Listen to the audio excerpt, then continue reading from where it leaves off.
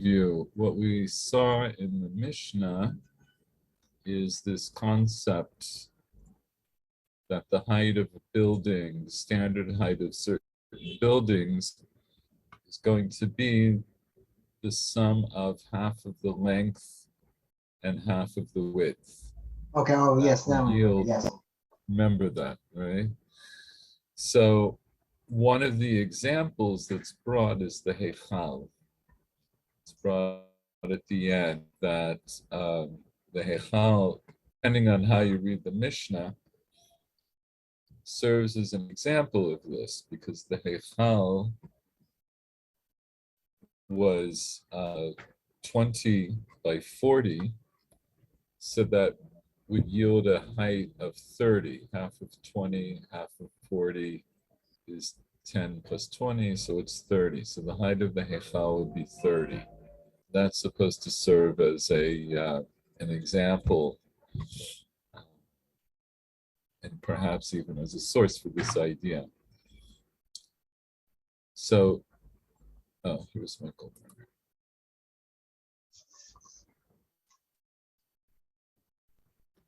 So, we skip down to this part of the sugya. Hi, Michael.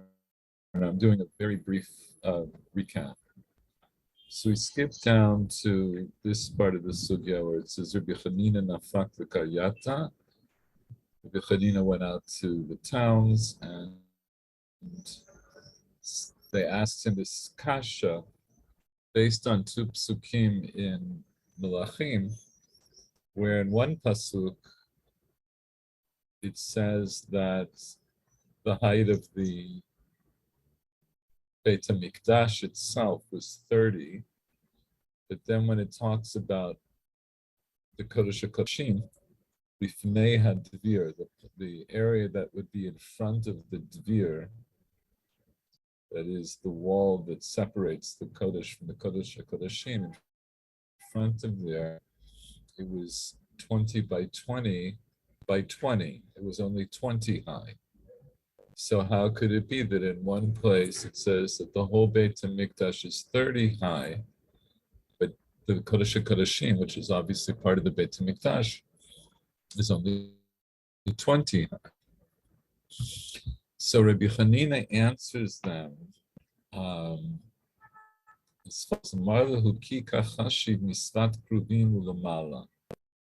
pasuk, the second pasuk from Melachim, it says the Kodesh HaKodeshim was only 20 high. It's only counting from the top of the Kruvim and upwards. So we know from elsewhere that we know also from there in Melachim, we also saw in Divrei Hayamim, that the Kruvim of the were 10 amot high. So he's saying that the pasuk was only counting from the tops of their wings and up. So he goes on to say, "My kamash malan." What does it teach us? Or as the Rashbam says, "Lama li dikachashiv kra ki hagavna misvat kruvim ulamala." That is more to the point. Why should the pasuk only count in this way from the kruvim and upwards? In other words, if the argued that the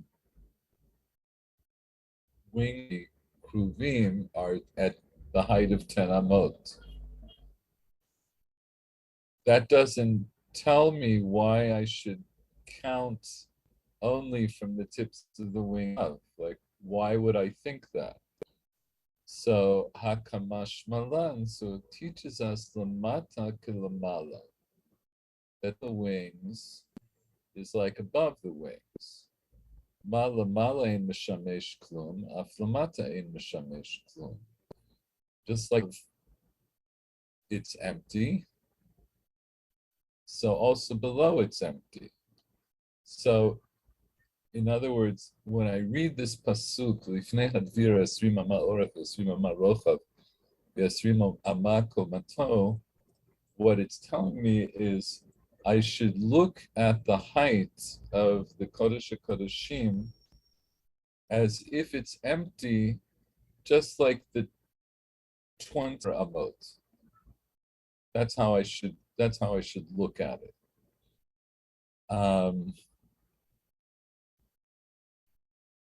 So the Gemara goes to Rabbi Levi.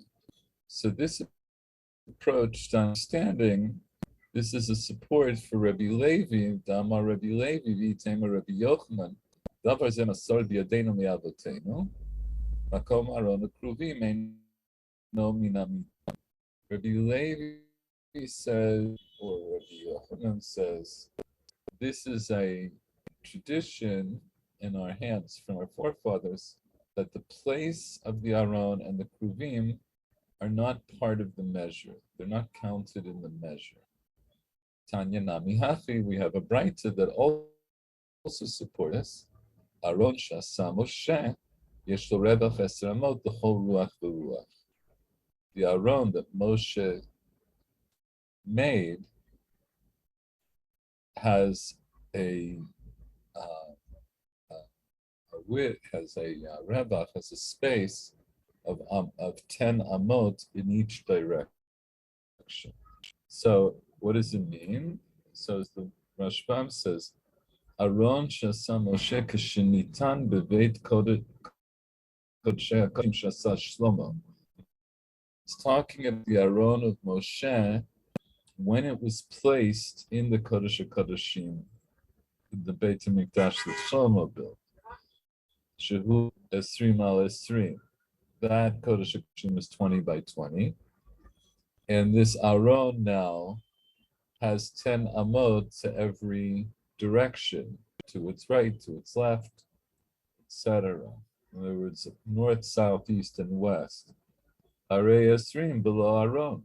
But there's 20 that was there when it was empty. There was 20 from side to side without the Aron, and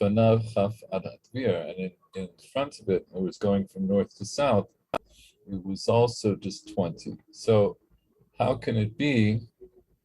In other words, the addition is Aron Shasa Moshe, when it was placed in the Kodesh HaKodeshim of Beit Shel Shlomo, it had 10 amot. You could measure 10 amot in every direction from the Kodesh HaKodeshim.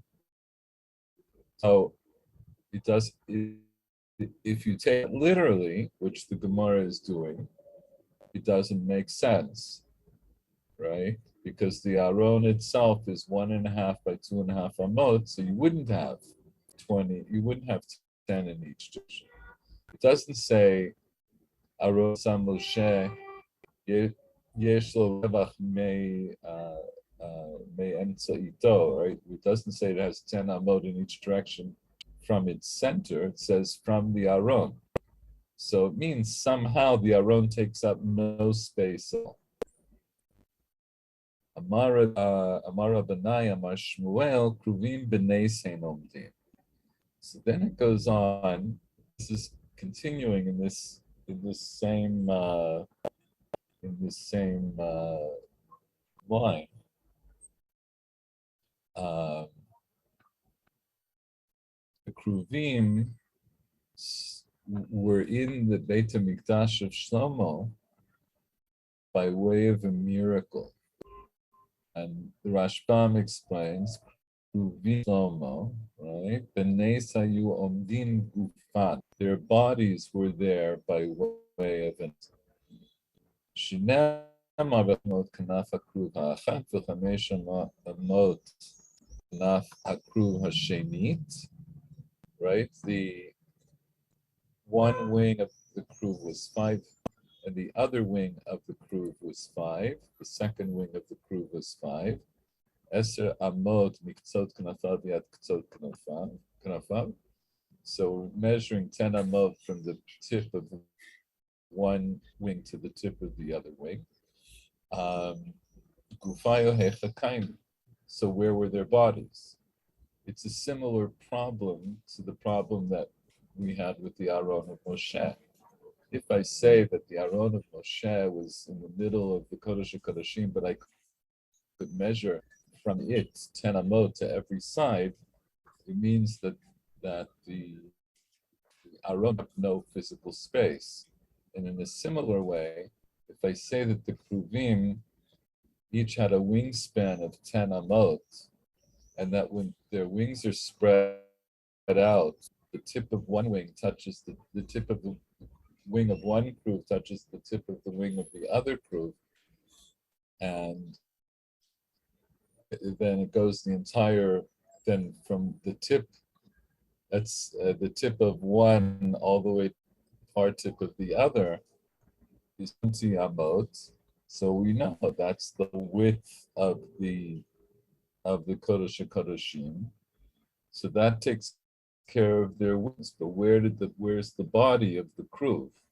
Ella gufay hechad havukaimi ela shma mina b'neis hein omdim. Rather, it teaches us that they must have been there by way of a nes. Okay, so I'm not going to go through the whole Rashbam again, but now I want to get to this part of the Gemara where the Gemara challenges these assumptions. And then I want to get through this, and then I'll come back to, we'll look through the Maharal. So Matkifla Abaye. So Abaye attacks this conclusion that the bodies of the Kruvim must have stood there by way of nes. It says V'dilma boltim ketarnagolin avukaim. Maybe their wings stuck out like the way the wings of a rooster stand, right? Stick out. Meaning what? So if I have a rooster and it spreads its wings out, it's like we discussed last time. So basically, the bones that are the bones for the wings next toward the spine. So when it spreads its wings out, its whole body is underneath the wingspan. So when I say that's the case with the Kruvim, the Kruvim's bodies could have been there, and I could still have I can still have each wing 5 amot. I could even have each wing 5 amot where each wing touches the other wing, and then fills out 10 amot from tip to tip. I can have all that because the body of Kruv would be underneath, just like the rooster's body is underneath the wings when it spreads its wings, even when it doesn't spread its wings, but even if it does spread its wings. Why don't I say that? In other words, Abaye is pushing back on the idea that that the body, each Kruv, stood by way of a miracle. It wasn't a miracle. Maybe it stood there underneath its wings. The Rashbam explains, "Matkifa Abaye miyemar de b'nei sayuamdi." Do we say that the body of the Kruv had to stand, that the bodies of the Kruvim had to stand by way of a miracle? Dilma gufan shel Kruvim boltitzi mitachat ketanagolim. Maybe the bodies of the Kruvim stuck out and went below the wings like roosters. Shaguf kulo tachat knafav, below beintaim. The entire body is below the wings and not in between, and the body's not in between two wings. Shein harchaka v'hafresh bein haknafayim, because there's no distance or duration, practical separation between the wings, el mekuravim, but they're close together. The haguf yotzei mitachat haknafayim, the body comes out underneath the wings. Sheshnei haknafayim yotzim memakom echad be'emtza hagat, because the two wings come out of one place on the back of the bird, and so here could also be by the Kruvim. The Rashbam goes on to say, "Kol hanach kushot makshu hanach amorai va'azi." This is essentially the same basis of the questions that the other Amorim coming afterwards are going to ask. Aguf hakruvim kaime, bar mehanach bat aguf hakruvim kaime. That their questions are a challenge to this idea that the body of the kruvim stood by way of an ace. Bar mehanach batrai. Except for the last two kushot, which we'll get to. Garos behu yadayu behedya. There's another way of answering the question by talking about their hands, meaning what was the situation with the ends of the wings, which will effectively be their hands. We'll see that as we progress. Rav Papa Ravashi, Kaifu Yodayim Shechalfe Yodayim, because Rav Papa and Ravashi suggest that either they bent their hands or their hands were overlapped, or we'll see other perushim to that. So this is a bias question. How do I know that the Kruvim stood by way of mace? Maybe the wings came out of the middle of their back, the way it does on a bird. Matkifla papa, or at least a rooster. Not all birds, I think, are like that. Matkifla rava v'dilma zeh shelo keneged zeh. He has a different reply. Maybe they didn't stand one opposite the other or one next to the other. Meaning what? Dilma zeh. This is what. I apologize because I kept trying to do this and I should have just done them by hand. Maybe I'll make little illustrations on the whiteboard. Let's see how the Rashbam explains this. Maybe the Kruvim were not essentially all in line.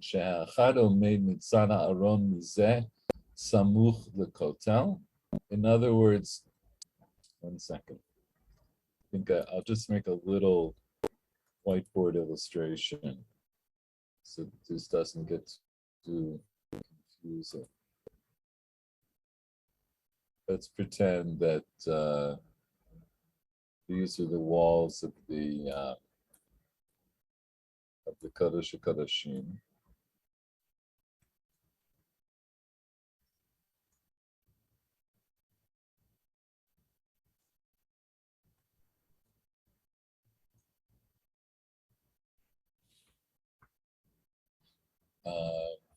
Second. Let's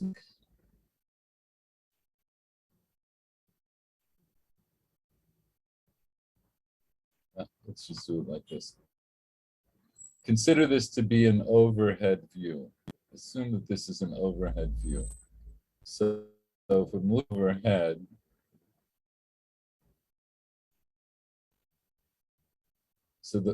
basically the way we've been thinking is I have two sets of wings, right? And they meet in the middle, and from here to here is 10, and from here to here is 10, and so it's 20 across. And so where are their bodies? So the earlier part of the Gemara with Rabbi Chanina, Rabbi Levi, and so forth, they say that he stood by way of a nace because the bodies in principle should have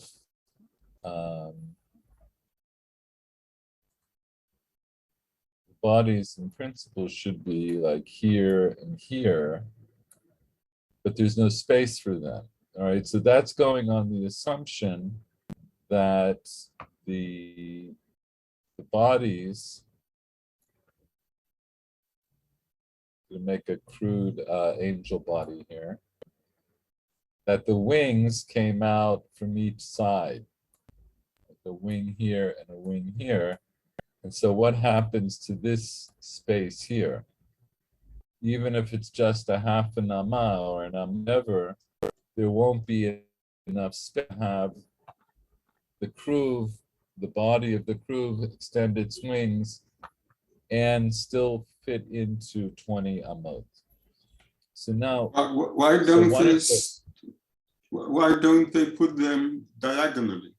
They would have more space according to the Pythagorean theorem. Yes, actually, did you read ahead, because that's the next. No, I didn't. I just when I see that, I saw your drawing. It was a very natural question. So yeah, so we'll come to that in a moment. For right now, so one possibility. We get to the diagonal possibility. One possibility is who's to say standing like that in a straight line, zeh keneged zeh. Maybe one was closer to the front. Let's do a better job with that. Hold on a second.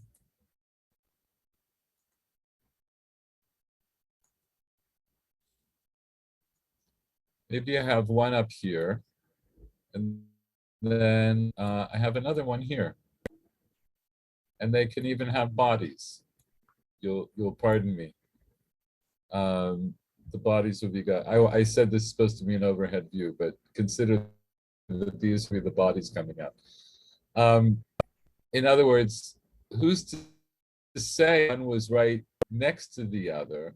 I can be Mekayim the psukim that say that each one had a wing that touched the wall, and I can also say that their wings touched each other.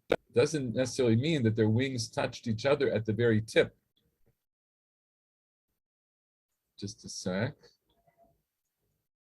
This is the Dilma Zeshelo Keneged Zed Abukam Yakuvim Shechad Omein Mitzad Aron Mizeh Samuch Lekotel. One was closer to in other words, to the Dvir. Vasheni Omeid Mitzad Haaron Mizeh. The other one is standing next to the Aron. Bashuch Rachok Min HaKotel Tzad. It's a little back.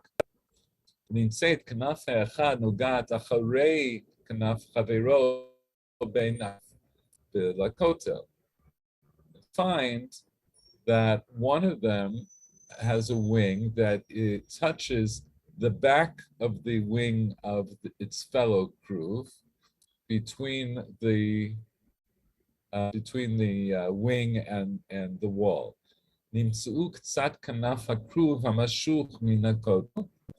So then we'll find that some small part of the crew that is further away from the wall, it would be in front of, as it were, the crew, the wing of the crew that's closer to the kotel. Kishiur ovi rochav hagufin. In other words, if we go back and look at my very crude drawing, so let's say from here, 1 second.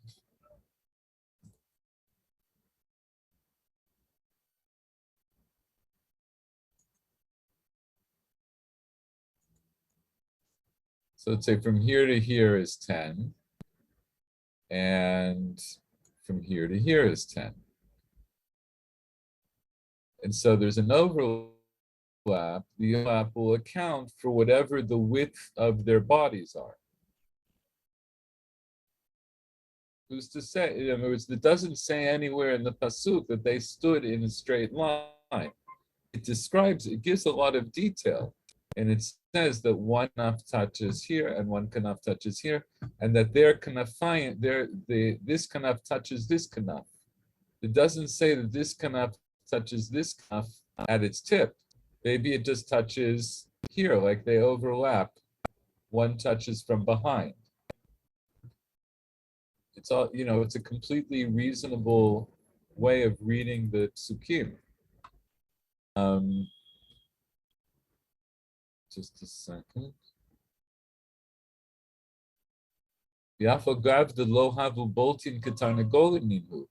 I don't have to even answer like Rav Acha Bar Yaakov is saying. I don't have to say that the wings come up out of the middle of the back like a rooster. And even so, you won't have a kasha. I can say that the wings came out of the sides, and I can account for the width of the bodies. And now we come to Paul's answer. Matkif la Ravacha bar Yaakov v'dil b'vach sona havukaimi. Maybe they stood in a diagonal, right? And actually, alachsona, right? That's the Aramaic, right? Shnia.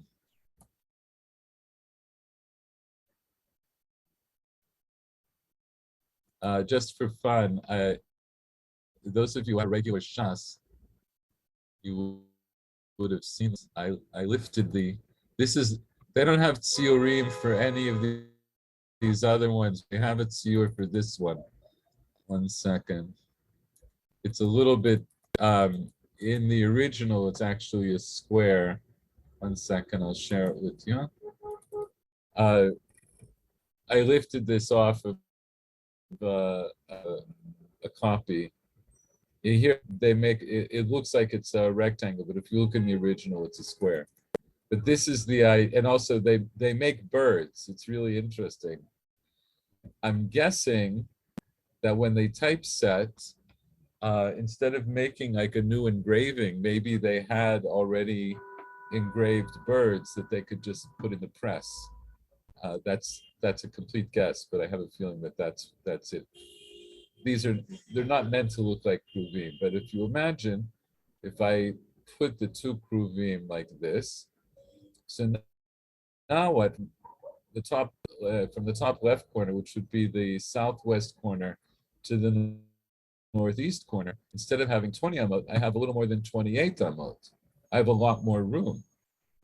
So why didn't I say that they stood like that? Doesn't say that they, again, for the same reason that Ravacha bar Yaakov said, the same reasoning, it doesn't say in the pasuk that they stood in a particular straight line, and it doesn't say that they stood parallel to any particular wall. So why didn't I just say that they were stood up and they went on a diagonal? The Rashbam explains, Nehi nami delab bin.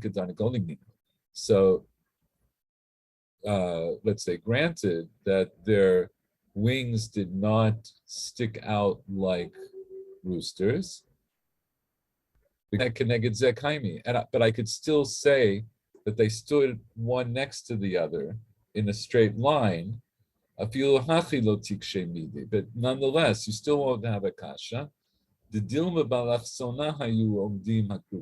maybe they stood one next to each other in a straight line, going diagonally. Right?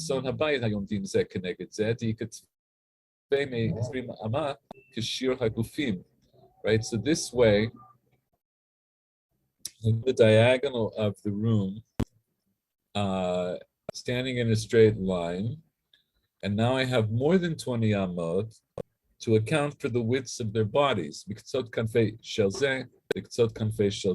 the tip of this one's wings to the tip of this one's wings. Kagon, shakru miyamin ha'aron. For example, let's say, imagine that one crew is to the right of the aron. Lo hayu panav mamash keneged ha'echal. Now, the Rashbam here is bringing in another consideration, which is, and this is the next part of the sugya. Yeah, I'm just going to skip ahead here to Sukkim. There's a question about where the faces of the kruvim were facing, and there's a machlok between Rabbi Yochanan and Rabbi Elazar, where one of them says they were facing each other, and one of them says they were facing the bayit, meaning they're facing toward the heichal. And each of them has a suk that supports their position, right? Ufneihem ish elachiv. That's the way the kruvim are described in Shmot. The kruvim that are on the Aron of Moshe, it's described that their face is facing each, one toward the other. And there's another pasuk that says Ufneihem lebayit, That's the pasuk in Divrei Hayamin, which I think we saw last time. That it talks about their wingspan. It says that their faces are toward the bayit, meaning they're facing toward the heichal. So how can it? So the Gemara here is going to discuss this. How can it be? Like, how do I reconcile these two psukim? I'm just bringing it up here so we understand a little what the Rashbam is concerned about, because once I put them ba'alachsan,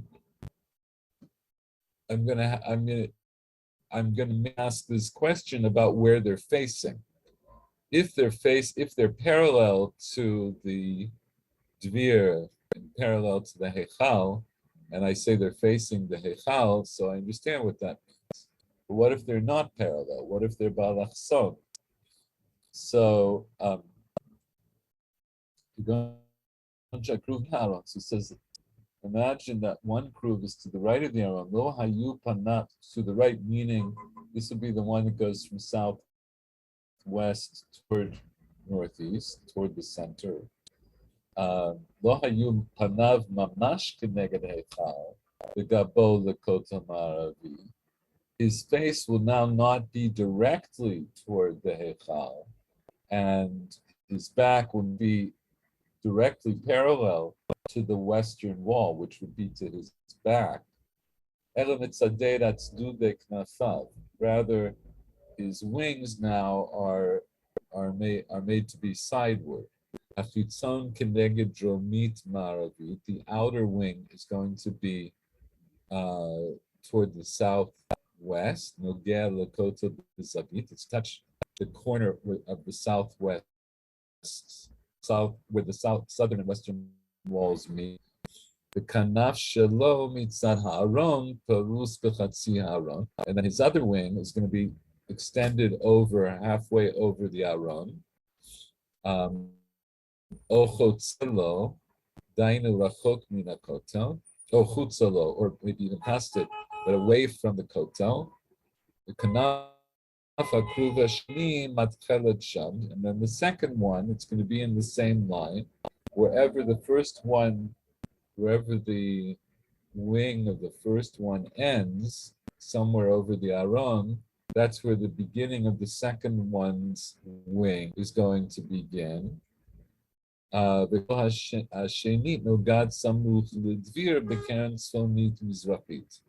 then its second wing is going to touch the northeast corner, kazeh, like this.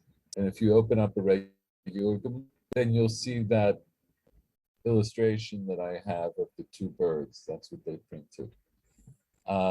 So that's another way of answering the question. So I have three challenges to this idea that the bodies of the kruvim stood by way of a name.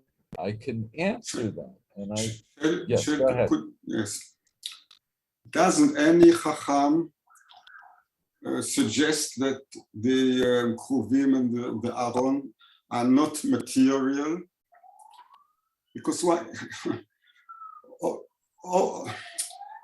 The fact that they are material means that you have יש סכנה להגשמה.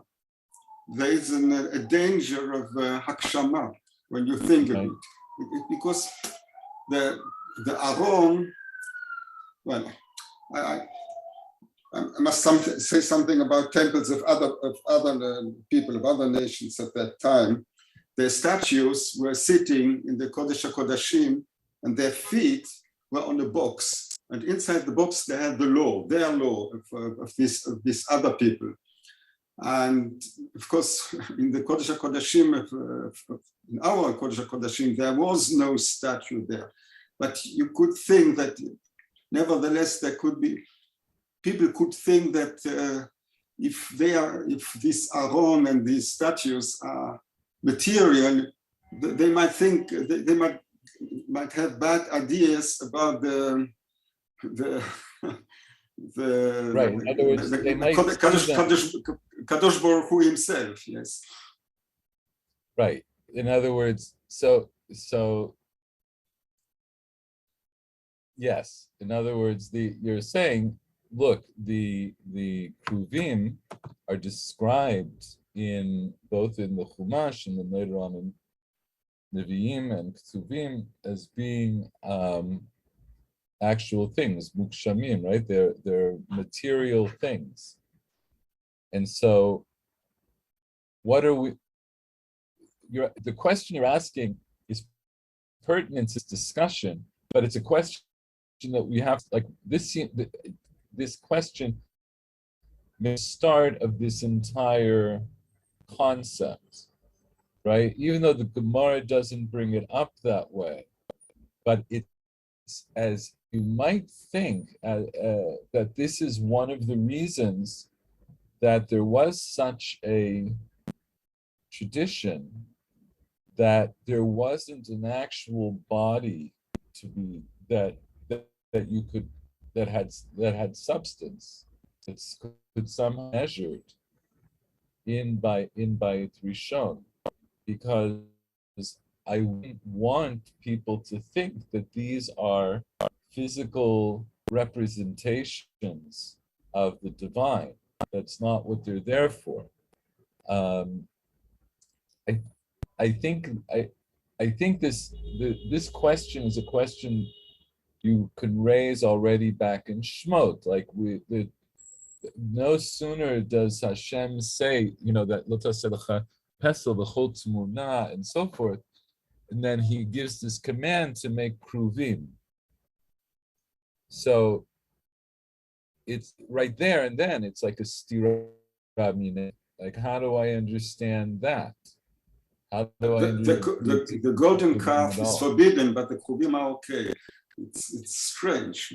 Not only are the kruvim okay, but they're actually an integral part of the Beit HaMikdash. And as we'll see, I'll just remind you, I have this prepared when I talk about the Maharal, but just to remind you, Hashem is called Yoshev Him, right? In Shmuel Aleph, when it talks about, right? One second. Let me just show you the pasuk. Vayakam v'yerech David v'chol ha'am asher ito mi'baalei Yehuda ha'alot misham et Aron ha'elokim. Right, when David is bringing the Aron, wants to bring it to Yerushalayim, at Aron ha'elokim asher nikra Shem Hashem Bakot Yoshev HaKruvim Alav.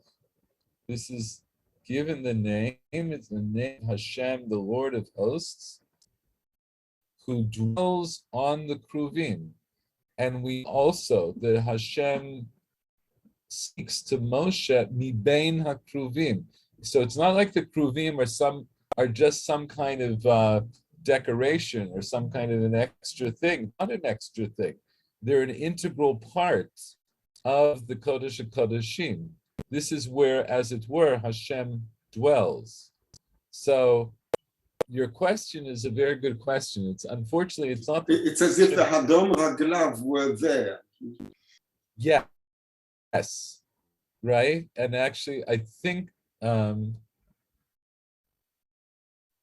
to remember if we're going to come into this today. Oh no. Okay, yeah. I'm thinking when I was preparing for the shir, I came across a Gemara that talks about this. I don't want to bring it in now because I don't have it in front of me. But yes, there is this idea that Hadom Rav, right? That the Aretz is Hadom Raglav. It's like the ottoman where Hashem rests his feet, and somehow centered. You could understand that it's being centered here in the Kodesh HaKodeshim of the Kruvim, in the place of the Kruvim. In any event, your question in other words, I would ask the question coming all the way back here. How do we understand the notion of the Kruvim in light of the Isur that's given in the Aseret Dibrot against Esel B'chol Tmuna and so forth? Now, my quick answer, and this is a very quick and dirty answer, is that the kruvim are made in such a way, or they're presented in such a way that it is clear that they are not in any way, shape, or form supposed to be a representation of God. But obviously, that needs more explanation. Like we have to go into further. And since you brought it up, maybe we will. But for the moment, go back to finish the sugya that we're in the midst of. Hold on a second.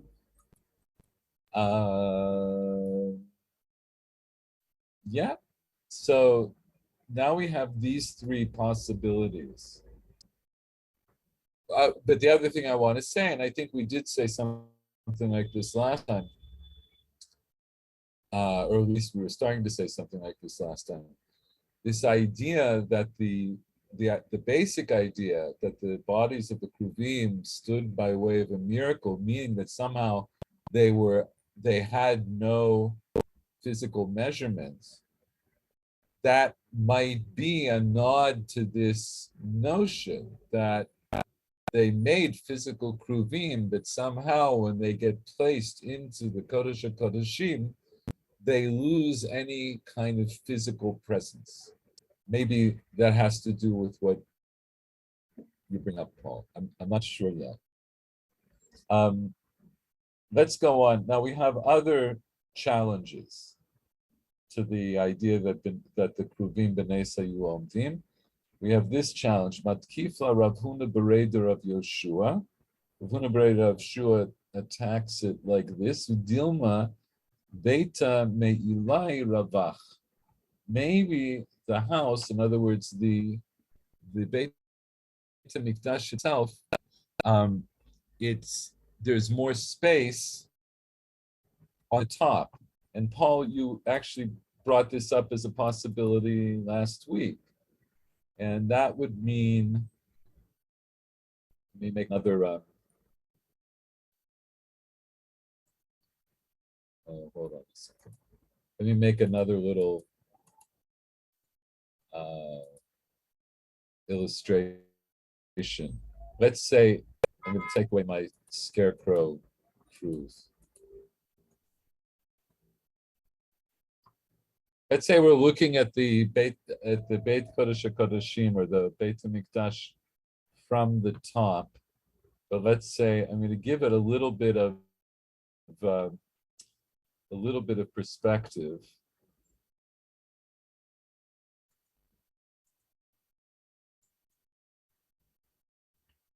So we know that the walls, of course, have a width.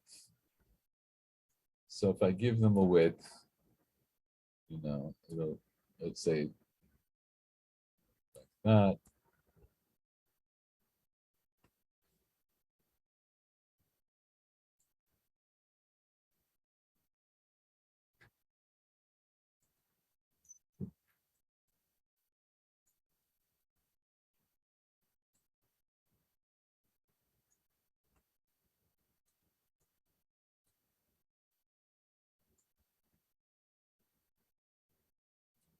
Maybe when I look down from the top,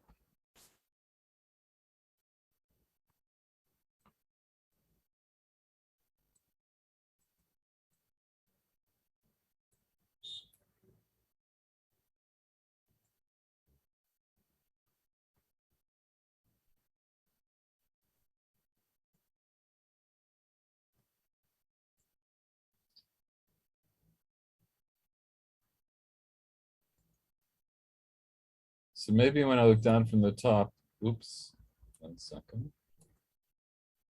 Where I'm making a red line now, let's say that's indicating the width that I see from the top. But maybe as the sides go down, if you're going from the top to the bottom, the sides go down and they get wider as they go down. Or to put it another way, if I'm looking from the side, if I'm looking at the side of one of the walls.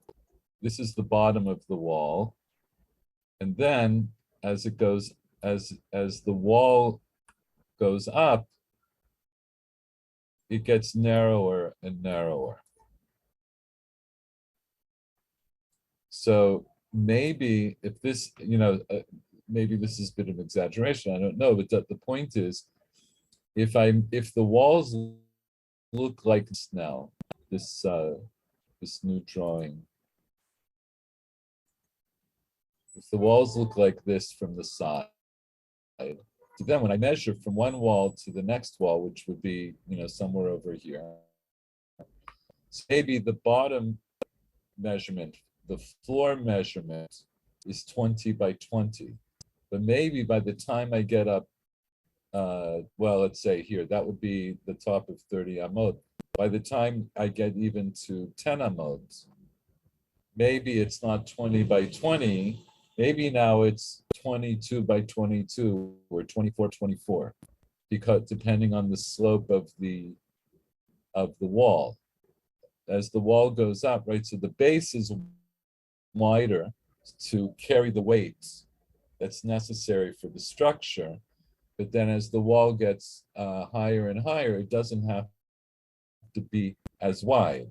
And so that's what the Gemara is suggesting now.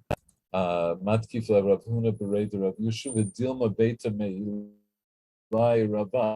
Maybe on top, the building is wider, and the Rashbam says Nehi Nami Zeh Keneged Zeh Kaini V'lo B'Achsol Nakaini. In other words, Rashbam is understanding each new challenge in light of the previous challenges. So he says, Rav Huna Brady of Rav Yeshua is saying, granted, let's grant that the two Kruvim are standing one next to the other. And let's also grant that they weren't standing in a diagonal. And even so, I can argue that their bodies don't stand by way of a miracle. Maybe because the top of the building, as it goes up, it gets wider.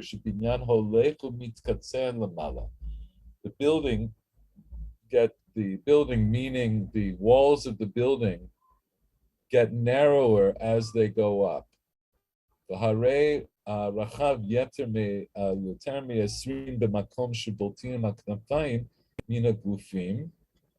And maybe the place where the wings are stretched out is more than 20. Along with the width of the bodies. One second.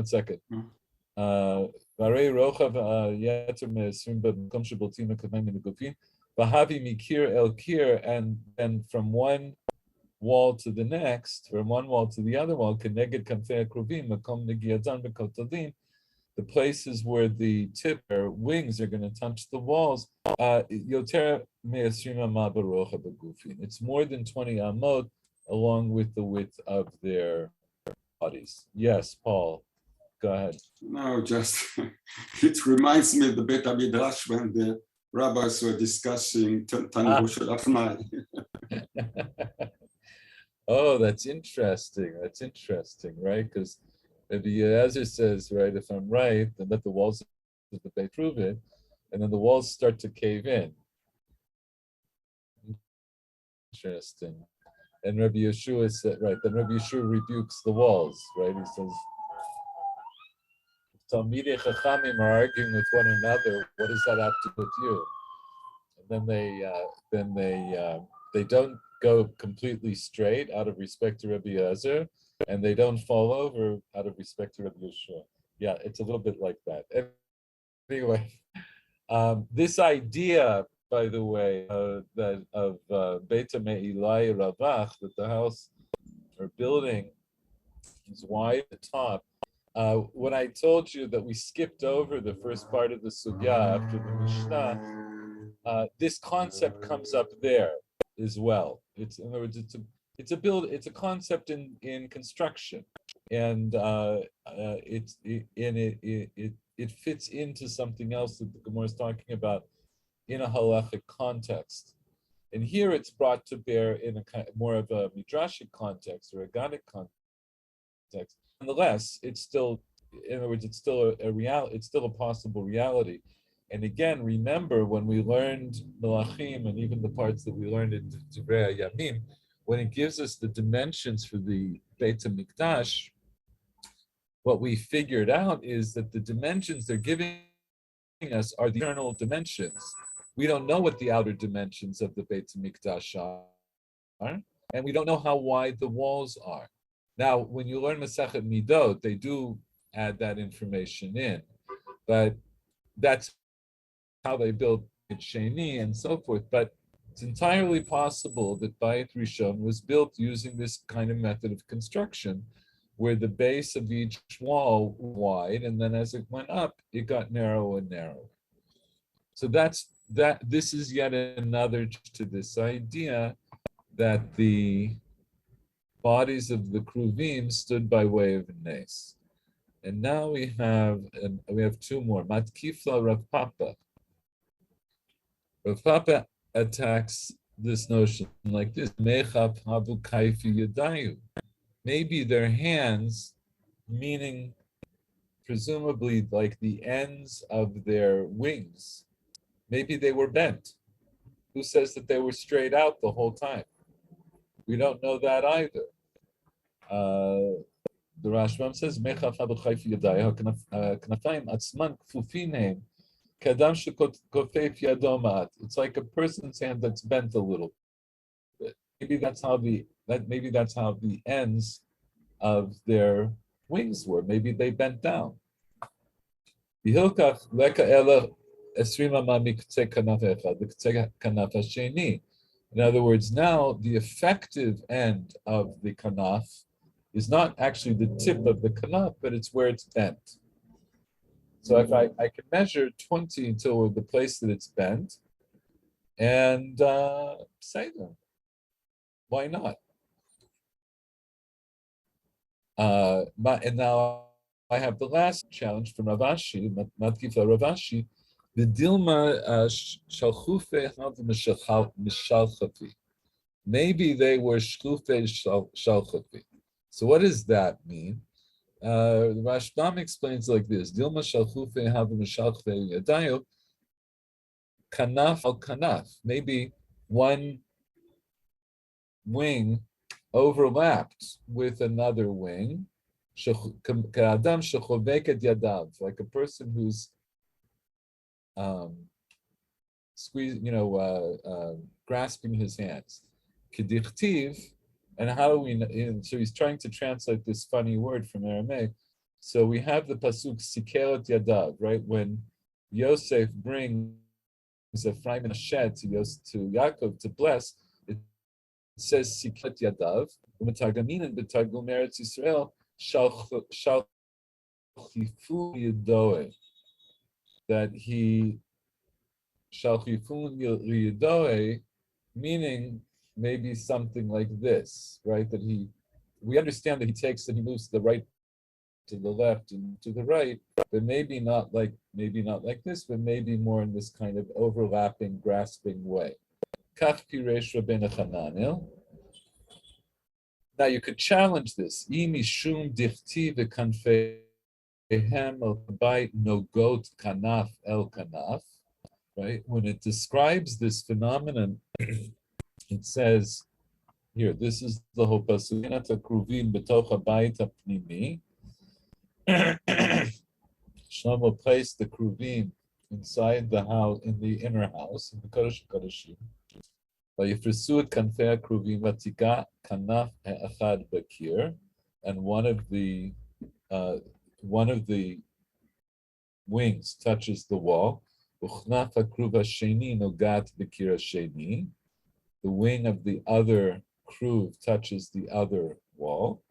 V'chanfeihem al toch habayit, and their wings, the other wings, go into the middle of the Kodesh HaKodeshim. no goat kanaf el kanaf, that the wings touch one another. So the Rashbam is saying, maybe you'll ask, Imi shum dirtiv v'kampem al toch habayim no goat kanaf, hainu nami ke'ein no goat, dahavuzu kenegedzu. In other words, you might have thought, maybe you're going to ask me, maybe you think it means that just the tips of their wings are touching one another. But no, I could also say that it's that they were shalchufim, that they were touching one another, one of the other, somehow overlapping. Right? It doesn't. He's saying it doesn't contradict that pasuk. So what we have at this point in the sugya, we introduce, beginning with Rabbi Hanina. Rabbi Hanina introduces this this fascinating concept that there was no corporeal reality to the bodies of the Kruvim. And then bring Rabbi Levi to say, yes, there's such a tradition. And there was also a tradition that the Aron itself also seemed to not have a corporeal reality. It's not part of the Midah. And then we have, now you notice that we have these challenges to this idea about the Kruvim, right? We have 5 challenges to this idea that the bodies of the Kruvim stood by way of an ace, and that left hanging. But nobody challenges this idea about the Aron. Nobody is bothered by the Masorah that the of Moshe, when it was brought into Beit HaMikdash of Shlomo, was not part of the, right, could not be measured as part of the measure. And I'll point out, when we learn, right after we learn Rabbi Hanina, we learn the Siyua of Rabbi Levi. So Rabbi Levi, who's a later generation of Mora, he says, Masorah biyadeinu me'avotenu makom aron ukruvim eino min hamidah. And then Tanya nami hachi, we learn in the Braita, aron shesam Moshe yesh lo revach eser amod l'chol ruach. Right, so the Braita supports that part of the Masorah that says the Aron was not min hamidah. But I don't have a support from Tanaim that supports the idea that the Kruvim were not min hamidah. Nonetheless, Amar Rabbanai, Amar Shmuel, right? So Shmuel, who's a first generation Amorah, practically a Tana himself, he did have this Masorah, and he says that the Kruvim b'nei sayu einam din. Okay, nonetheless, challenge. Now the challenges don't actually get answered. None of them get answered. They're just left hanging. As we'll see, the next part of the sugya, as I mentioned, is this question of exactly how were they standing? How are they standing in terms of where they were facing? And I think we're going to end up doing that part of the sugya next week, because I want to go and show you the Maharal. Okay, can I just make one quick observation here? You can even make a longer observation. Go ahead. Just the effect of these challenges, and the fact of having sort of these consecutive challenges, is not to make the Kodesh Kodeshim less mysterious, but actually more mysterious. It's sort of the effect is actually it's certainly heightened the uncertainty. We don't know what was there and where it was. Or we know what was there, but we just don't know where. We don't know the most basic notion. We don't have the most basic notion of how objects were placed in space. Yeah, I mean, so and so therefore, what's your point? I mean, the effect, in some sense, is to make the Kodesh Kodeshim, in some sense, I mean, both worldly, both this worldly and otherworldly, much as sort of the non-corporeal nature. This, much as sort of the non-corporeal. Much the notion that the Keravim were non-corporeal does. Yeah, I mean, I think this is a good point. Another way of putting it is, and actually, this is a sugya that I also want to get to, and we started to touch on the sugya menachot that talks about the placement of the other kelim. Where was the shulchan? Where was the mizbeach? Where was the menorah? Those are things that I also examine. But there we have a better, even though there are disagreements, there's certain basic things that are clearer. It makes sense that the way things are placed in the Kodesh HaKodeshim is more obscure, right? Because nobody goes in there except the Kohen Gadol once a year. So in Melachim, he is in the Arafel, and he doesn't really see what's happening. Right. When he walks in, he gets to see, but then almost as soon as he walks in, you're right. I didn't think of it that way, but you're right. Like as soon as he goes in, he's going to obscure his own vision.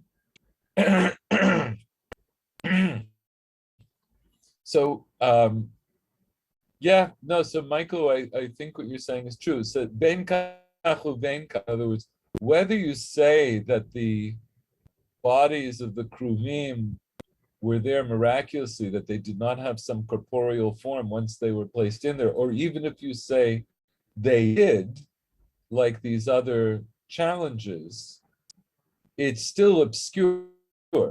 No matter how you slice it, it's still obscure. I still don't really know the way this looks, which, coming back to my first basic question of when the Kohen Gadol does go in, and where exactly is he going to stand in any one, in the Mishkan, in Bayit Rishon, Bayit Sheni, where is he going to stand?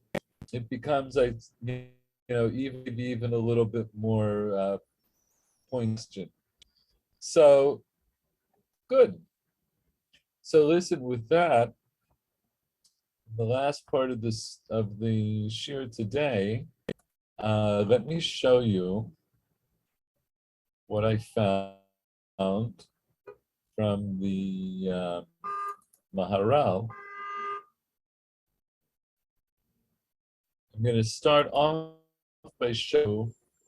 So I started explaining that I hardly ever learn Maharal, and it's not because I don't think the Maharal is worth learning. It's just I don't feel like I'm up to that in my learning yet. I'm still working on Tanakh and Shas, but I do occasionally learn the Maharal, and this is from his Sefer Gurot Hashem, from the Hakdamot, from the third Hakdama. So we don't have to do this whole thing, but just so you understand the context, he starts off putting an Agadata, or a drasha that's brought down in the Gemara in Brachos, and starts off with this pasuk, right? And that's a pasuk in Divrei Hayamim. It's a prayer of David. And in Perek HaRoeh, which is Achot, Abrinan Sham, they say there, the Rabbi Shela Darash Lakra, Hashem Hagdula. So Rabbi Shela darshans this pasuk. Each of these descriptors refers to something specific. And he says the Gdula Zuma Sebchit. And then he brings a raya for that. And Hagvura, that's Yitziat Mitzrayim. He brings a raya for that. Tiferet Zuchama Uvana. Tiferet is the sun and the moon. Shamdu Yoshua, that stood for Yoshua. Vahanetzach Umapalata Shel Rishal, and so forth. And he's explaining this pasuk by going one through each descriptor to say it refers to something specific. And that's Rabbi Shela, and Rabbi Kiva has different interpretations. And then I'm going to skip all of those, and we just want to get to this point, that the first point that the Maharal makes. Maharal says, "Ra'ui litmol lefi hamidrash hazeh shezachar katuv ve'elu dvarim dafka." So now we have to ask, regarding this drasha, what's particular about these things? In other words, you might think that is Lachasha Magdula, and then Rabbi Shela says that's Masa Breshit. Maybe you think these are just random things that Rabbi Shela decided to connect to each one of the words. So the Maharal, like you have to wonder, like, what's the significance of bringing these particular things? So the explanation of this, that these things in particular are brought lefi shabar, because it's coming to tell you ki Hashem yitbarach elav hakol v'kol chilufei hametziut v'chilufei hakochot hakol shelo, as the Maharal is going to demonstrate. So saying that the idea here is that the idea of these drashot and connecting each descriptor to a particular miracle or a particular aspect of the Kadosh Baruch Hu, this is to explain to you that everything, in a sense, centers around the Kadosh Baruch Hu. וכל חילופי המציאות וחילופי הכוחות, הכל שלו. Everything that occurs in reality and occurs, through power or energy, everything is his.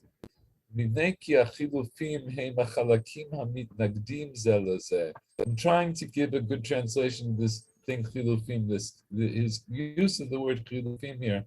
It's clear that he means something very particular, right? So chiluf means, literally an exchange. And here he seems to use it in this, he seems to explain it here in this line. כי החילופים הם החלקים המתנגדים זה לזה והמתחלקים זה מזה. These are halakim, they are things or parts of things, or I would say, entities that go against one another, or they split off from one another, right? Maybe they're either attracted or repelled. והדברים המתנגדים זה לזה ומתחלקים זה מזה בראשונה, and the things that are either against each other or split off from each other in the beginning, Heim Shishat Stadei, in other words, it all starts, he's saying, Im Shishat Stadei Olam, the 6 sides of the universe, Shehem Arba Ruchot, it's the 4 directions, Uma'ala v'mata, and up and down, right? So we actually have 6 directions. We have 4 on, plane, north, south, east, west, and then I have up and down. So that gives me 6 directions. Shehem mechulafim u'mechulakim, that they are exchanged or they are divided up. Shekol tzad neged hasheni. In other words, they're in a kind of placement where each side is against or opposite the other side. So if you imagine a 6-sided cube, which I guess is a bit redundant because cubes are 6-sided.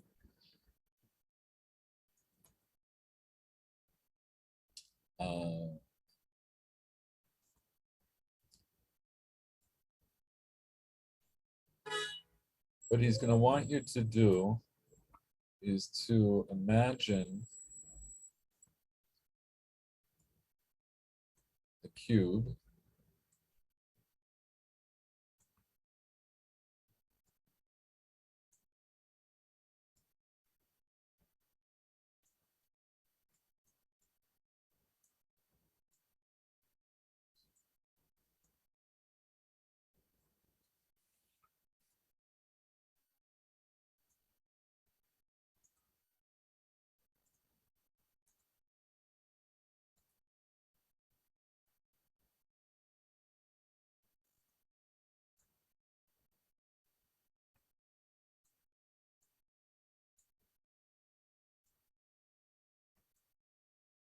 you'll forgive my crude drawing. Okay, we have the six-sided cube, looking at it at a kind of an angle, and then and skip to a point that he's going to make in a minute. We have six sides, and then if I were to draw a point in the, or come to a point in the, say if I have each of the points of the cube come to one central point, right? So it would be the point that you could measure all the other sides out from. I'm not going to try to draw all the lines, but you get the idea, right?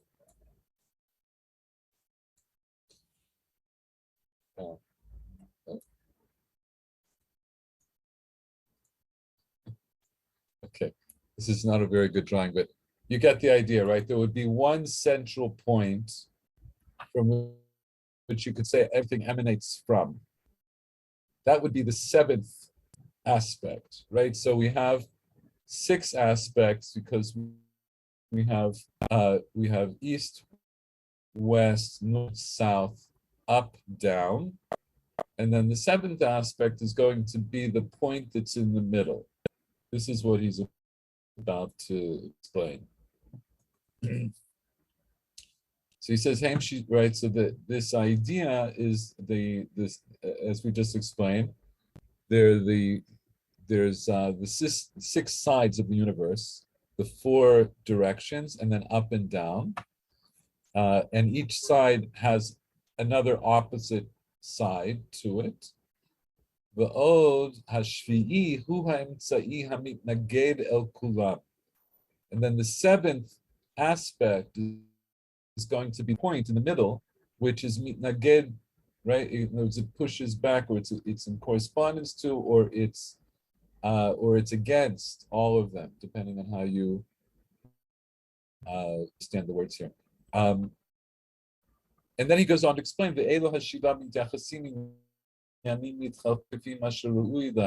So then he goes on. I'm not going to go through this now because it's going to be less important for us. But what he wants to say is these descriptors from the pasuk. They're going to be seven descriptors.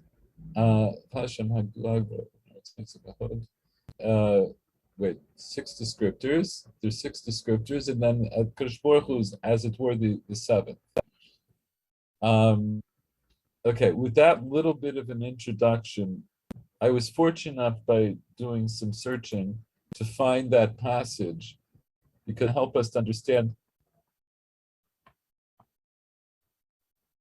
the Maral here on our Gemaras. The Maral here on our Gemaras is Makom Aron Eino Min Amidah. Davar Ze Mevuar Mashe Makom Aron Eino Min Amidah B'nei Shein Mishtatef ואין מצורף הארון שבו התורה השכלית אל שאר הבית. He's explaining that the Aron makes sense to say the Aron had no measure, because what's the Aron? The Aron is the container of HaTorah HaSichlit, and the idea of the Sichlit here, this is a term he uses a lot, and it means it means something like intellectual slash spiritual, but it's non-corporeal. A Torah Sichlit refers to the essence of Torah, which has no corporeal aspect to it.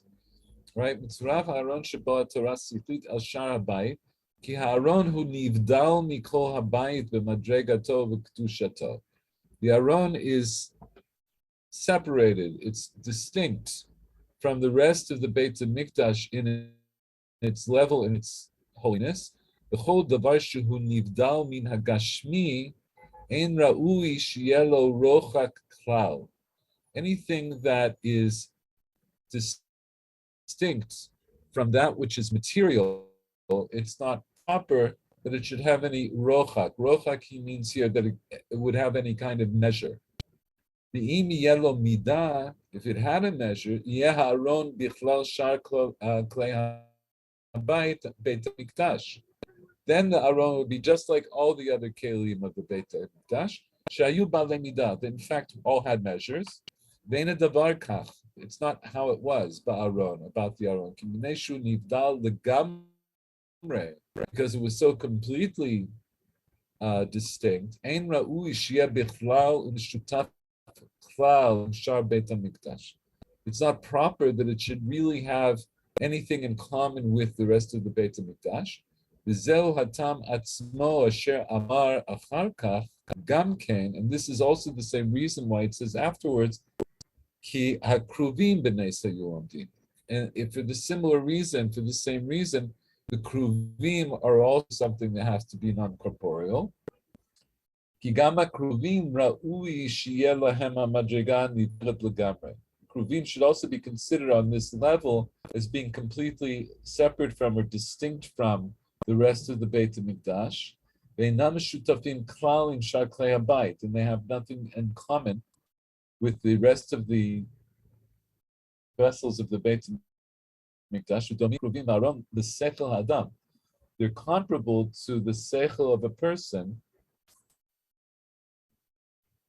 Asher eina sechel shehu nivdal min haguf. The sechel, which is something that is distinct from the body. It's not something that's stamped on or part of the physical body. Because if the seichel of a person was mutba, was stamped onto the body, then it would certainly have some kind of dimension. It would have some kind of measure. Right? Because the goof itself has dimension. The seichel of a person is distinct from the body, has no dimension. And therefore it doesn't become part of the measurement, and it doesn't hold something in common with the corporeal aspect of the body. And so it is true here also with the Aron. Ki Aron, right? So this is parallel to the seichel of a ben adam, the seichel of a person, which has no corporeal aspect to it, but nonetheless is part of the human being. The Aron that has the Torah HaSichlit, V'akruvim shehashem yitbarach nikra Yoshev Akruvim, as we saw earlier. Hashem Yitbarach is called the one who dwells, rests on the Kruvim. Lo hayu mekablim shum rochak min HaKadosh Baruch Hu. These things, the Aron and the Kruvim, would not get any kind of measure or dimension from the Kadosh Baruch Hu. And now understand this language of saying that they stood by way of a miracle. Klomar, but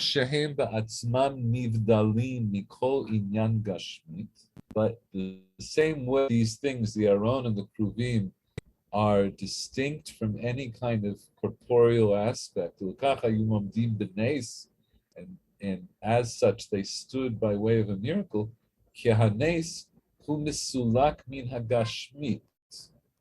The nature of a miracle is that it's something that is removed from that which is material. That the way, material in the sense that this is the world is conducted in a material fashion. Now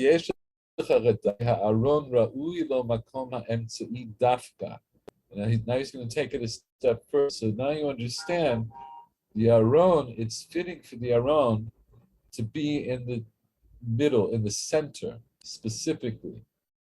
Sa'i hu miyuchad el davar hanivda.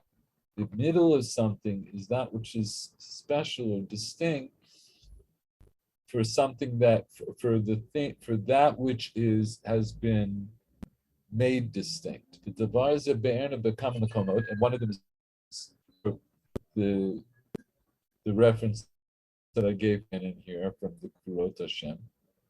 Ki ha'emtza'i hu nivdal min harachakim. The middle, the center, is distinct from harachakim, from things which have dimension. Sharei ein lo rochak l'sad. It has no length or measure to any side. The davar she'ein lo rochak, something that has no length or measure, hu nivdal, distinct. And so now I understand that it's fitting that the Aron should, as it were, be placed in or occupy the center point, Kamosha Shaninu Babraita, like the way we learn in this Braita, that the Aron of Moshe, you could measure 10 amot in every direction. Ki haya eser amot lechol ruach min ha'aron.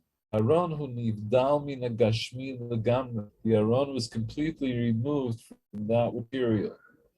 So, and also, I mean, I'll just throw in here, all of us who learn basic Euclidean geometry, we understand this, that in Euclidean geometry, right, a point takes up no space at all. And this is, I believe, the concept that the Maharal is referring to. I can measure all the sides of the cube, and I can measure to the central point itself takes up no space in that universe. And Of course, we're going to talk about the Aron plus 2 Keruvim, then 3 points to find a plane.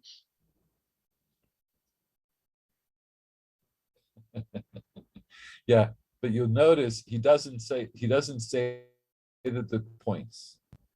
He's only saying that right now he's only saying Aron is a point because it fits into this idea that he described in the Gerot Hashem, that it occupies the center. And remember, when Gerot Hashem, he's saying that seventh aspect of the universe is as Kadosh Baruch Hu, who is the center of everything, but that has no corporeal existence. It's the center that has no corporeal existence. And so it's only the Aron that has that place, that symbolic place in the Beit HaMikdash. The Kruvim, the fact that they're non-corporeal, doesn't make them central points. They're non-corporeal, but they're not necessarily central points. Aron min hamidah, she'im lo haya omed b'nes, lo haya Aron omed be'emtza klal. Right? If it didn't stand by way of a miracle, then it would be in the center. At all, haya yotzei chutz min ha'emtza l'kol tzad. It would be sticking out of the center to every direction. So it can't be in the absolute center if it has a corporeal aspect to it, because the center is a point, and the point has no measure. The only thing that is the middle point. The Aron stood entirely by way of a miracle. And it did not grasp any length, any measure. This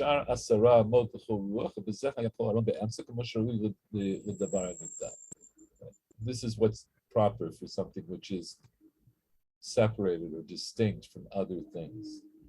So I think this is, I don't know, I thought this, by the way, it's the only Perush that I've seen so far to go maybe like a step further than what we've seen until now. So it's all, we asked the question last time, we said it's all well and good to say that the Aron and the Kruvim b'nes hayu omdim, but what's the point of the nes? Hold on a second. The Nachmaniacs are coming.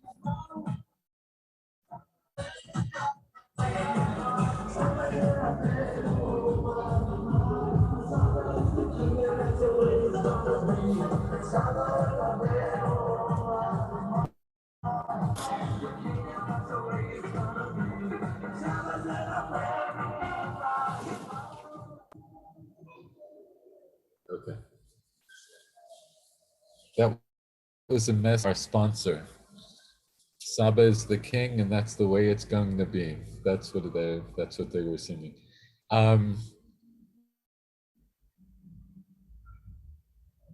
So here, in a sense, the way I understand the Maharal, he's giving us a kind of a purpose to understand, and saying that the Aron stood by way of a nace because it's the Aron is the house of the Torah HaSichlit. The Torah HaSichlit, by nature, is non-corporeal, and so it can't take up any measure. And he doesn't digress as much on the Kruvim to say why the Kruvim don't have bodies, except to say that we understand that the Kruvim represent this idea of God's presence in the universe, because God is Yoshev HaKruvim. If God is Yoshev HaKruvim, so it should be that the Kruvim themselves are not really Dvarim Gashmiyim, right? They should have no material presence. But the other idea, which is, Michael was with me on Friday night, and this is something that we see now there's an interesting progression from the Mishkan to Beit Rishon and Beit Sheni. So the Mishkan of Moshe, right? Everything we're talking about here in the Gemara, this was the reality as it was understood in Beit Rishon. So what was the reality in the Mishkan? As far as we know, everything was corporeal the way it's described in the Chumash, right? I don't have these psukim that leave me with no other alternative except to say that the Kruvim had no body. When I'm talking about the Mishkan, I can say they were there. They had a body, and they were something you could see. And the Kohen Gadol saw them when he walked in. In Baitum, it seems like what you have to say is that these things were made as corporeal things. Somehow, once they were put into the Beit Kodesh HaKodeshim, they somehow now lose their corporeality. So they're, as we said, they're there and they're not there. There's in some kind of a quant, they're there and they're not there. And then you get to Beit Sheni, where they're never even put in. They're not there at all, right? So there is a kind of motion from something that's purely corporeal to something that is and isn't, to something that's not there at all. And something that was brought up earlier in this year, and I don't remember, but what Paul was bringing up, this idea that should it be that the Kruvim were something that were corporeal, because maybe people will make a mistake and maybe they'll worship them like idols, or maybe they'll be seen as idols. So it could be that this is, I don't know, maybe this is part of what's happening. It seems to me, I don't know, in a larger sense, I see this in a way of symbolizing, in a sense, the relationship of the Kadosh Baruch Hu to Bnei Israel throughout history.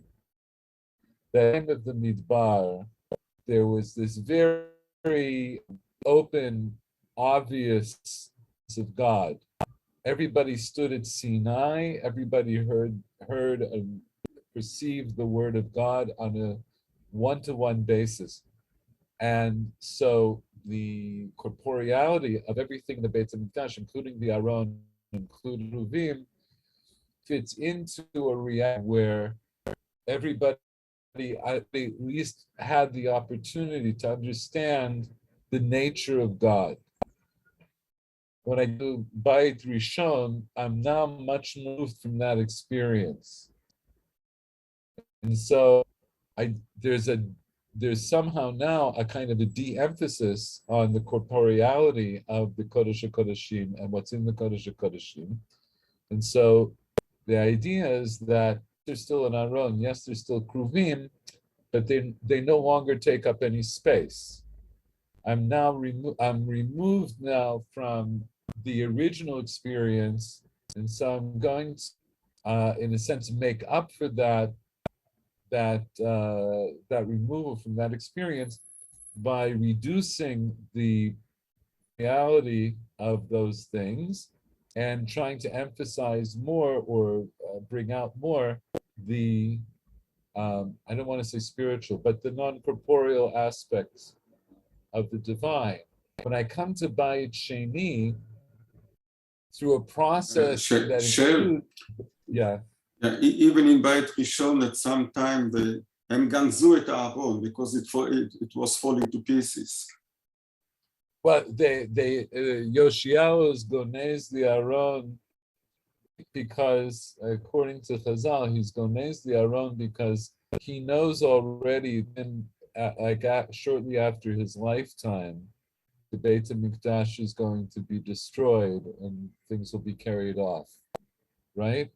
So, who gonez et Aron? So that's exactly the point I'm getting to. When you get Sheni, of course, that there's no corporeality at all, which is a combination based largely on our sins, based largely on the Chet of Bnei Israel, that the Aron and the Kruvim have them anymore. They're buried somewhere, and yet, right, we still have the idea of the Kodesh HaKodeshim, but now the relationship of Bnei Israel, in this case, as represented by the Kohen Gadol, the Beit HaMikdash, is now much more challenging. It's a more challenging relationship, because when he goes in to do the avodah in the Beit HaMikdash, he's going in to a Kodesh HaKodeshim where the very essence of what it meant to have a Kodesh HaKodeshim, the Aron and the Luchot, are not there. And those are the very essence of the things that represent the Shekhinah and the Kadosh Baruch Hu in this world. And so now we're even further removed from that relationship. And so it implies that there has to be an even, I'm adding this in, but I think it means that there has to be a greater effort. In other words, the Bnei Israel, through the being of the Kohen Gadol, make even a greater effort, as it were, to build that relationship.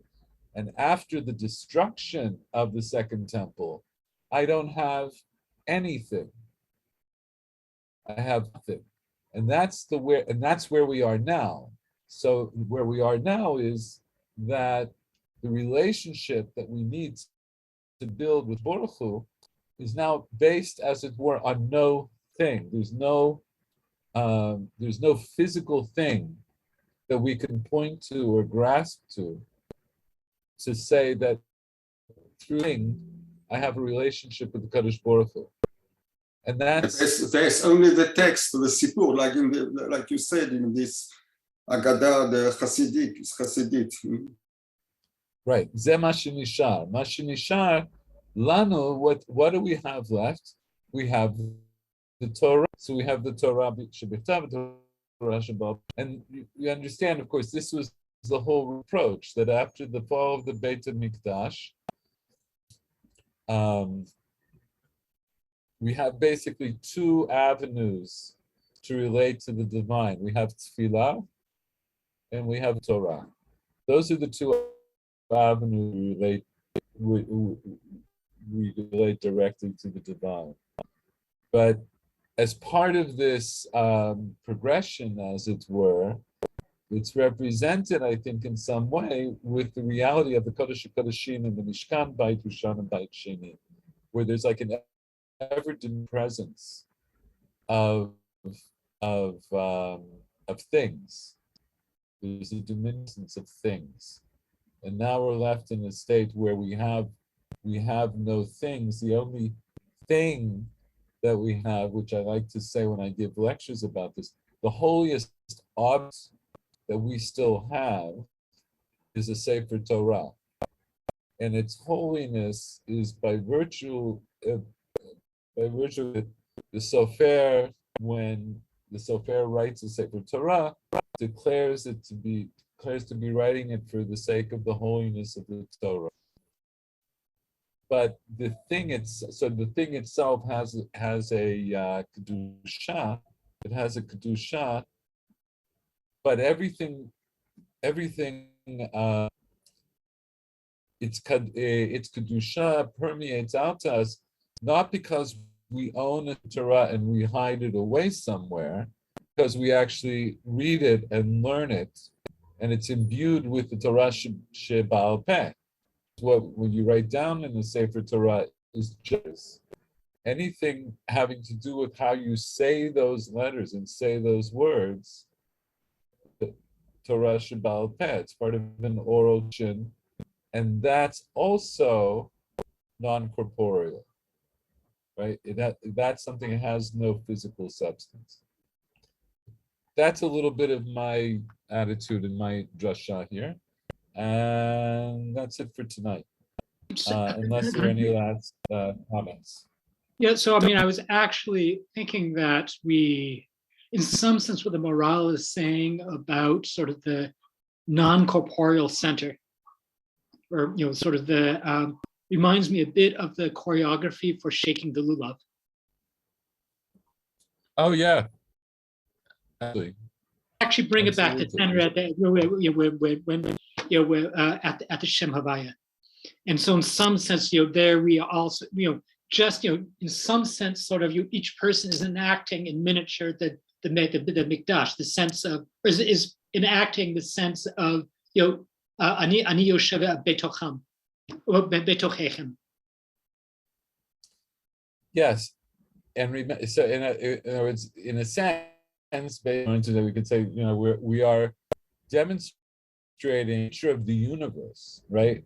Which was represented by the building of the Beit HaMikdash, but that's just a representation of the universe, where the center of the universe is Baruch Hu, is the divine, and everything emanates from the divine. And when we shake the lulav, we're shaking it in all six directions, and and as it were, we want to see ourselves as connecting to the center, and the center is the Kadosh Baruch Hu. Very good. I mean, but it also brings to mind sort of something that I've always had a bit difficulty with, is the transition from Yom Kippur to Sukkot. We spent a lot of time preparing for Yom Kippur, and then somehow Sukkot comes almost kind of abruptly. We have this frenzy of sort of building sukkah and getting our arba manim and all that, but the transition seems very abrupt and a bit disorienting. In some sense, this is actually at least one sort of this is one continuity that's being suggested.